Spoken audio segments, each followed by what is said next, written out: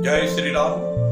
ज्ञान संजीवनी परिवार के पावन उद्देश्यों द्वारा निर्मित एवं संचालित व्यासपीठ.org में आपका हार्दिक स्वागत है।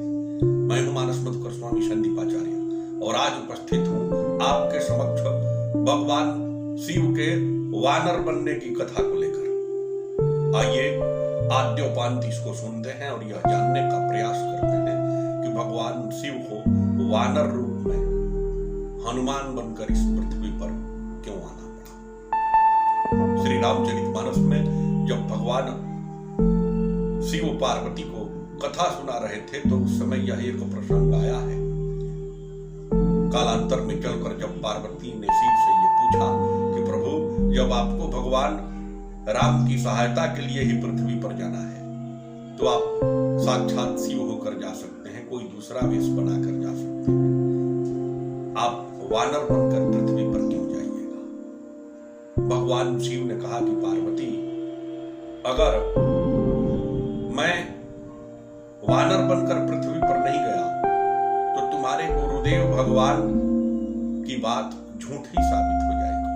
तो तुम्हारे गुरुदेव भगवान की बात झूठी ना हो, इसकी रक्षा करने के लिए मुझे वानर बनकर, हनुमान बनकर पृथ्वी पर जाना आवश्यक है। पार्वती ने पूछा कि भगवान, आपके वानर बनकर पृथ्वी पर जाने का संबंध मेरे गुरुदेव से कैसे है, मेरे गुरुदेव की बातों से कैसे है। अगर आप वानर बनकर नहीं जाते हो तो मेरे गुरुदेव की बात झूठी हो जाएगी, ऐसा कैसे। महादेव ने कहा कि पार्वती, याद करो, एक बार देवर्षि नारद ने हमारे भगवान को शाप दे दिया था, लक्ष्मीकांत को, भगवान विष्णु को शाप दे दिया था, जिसके कारण उनको राम बनकर पृथ्वी पर जाना पड़ा।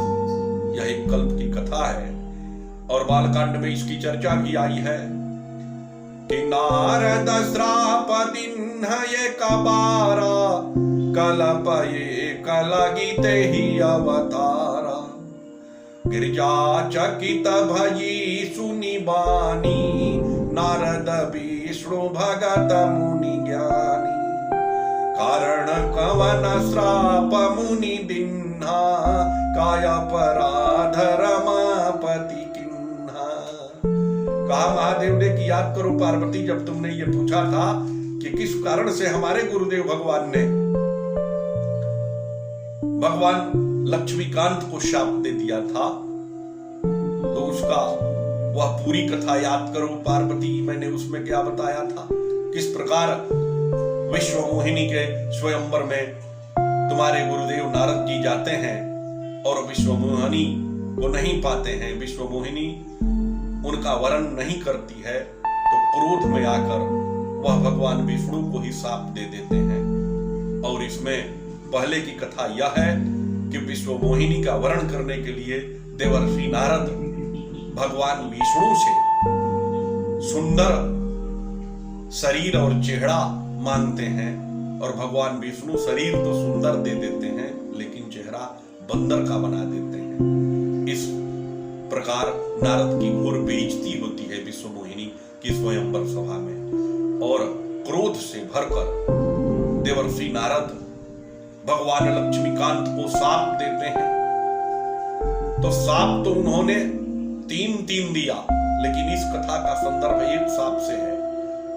एक शाप उन्होंने, 3 शापों में एक शाप यह भी दिया था देवर्षि नारद ने भगवान लक्ष्मीकांत को कि कपिया कीर्ति तुम किन्ह हमारी, करी है की सहाय तुम्हारी।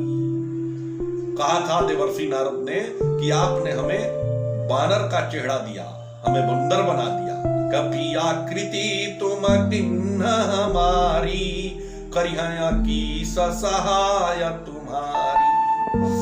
और आपने मेरी घोर बेइज्जती की, तो आप भी जब पृथ्वी पर जाओगे और अपने नारी के लिए, अपनी स्त्री के लिए दर दर की ठोकरें खाओगे, तो उस समय एक बंदर ही, और एक बंदर ही नहीं, बहुत सारे बंदर ही मिलकर जब आपकी सहायता करेंगे तब आपको अपनी खोई हुई भार्या प्राप्त होगी। तो पार्वती उस कथा को याद करो। पार्वती ने कहा कि हाँ प्रभु, वह वह कथा मुझे याद है। तो कहा कि फिर उसमें आपके गुरुदेव भगवान ने कहा था कि बंदर ही सहायता करेगा तो आपको आपकी पत्नी प्राप्त होगी, तो मुझे बंदर बनकर ही पृथ्वी पर जाना होगा ताकि तुम्हारे गुरुदेव भगवान के बातों की रक्षा हो सके, उनका वचन झूठा न जाए। इसलिए मैं महादेव से वानर रूप में ही इस पृथ्वी पर जाऊंगा, हनुमान बनकर जाऊंगा, और तब जाकर तुम्हारे गुरुदेव भगवान के बातों की रक्षा हो पाएगी और वह सत्य हो पाएगा पृथ्वी पर। यह गूढ़ कथा है महादेव के हनुमान बनने की। इसको श्रवण करके बड़ा ही आनंद आता है, इसकी गहराई और इसका रहस्य समझकर।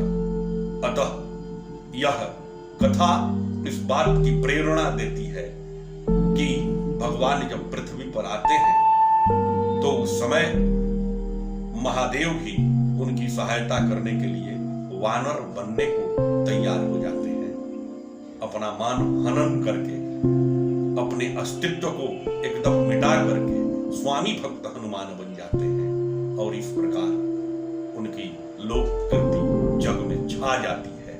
जय श्री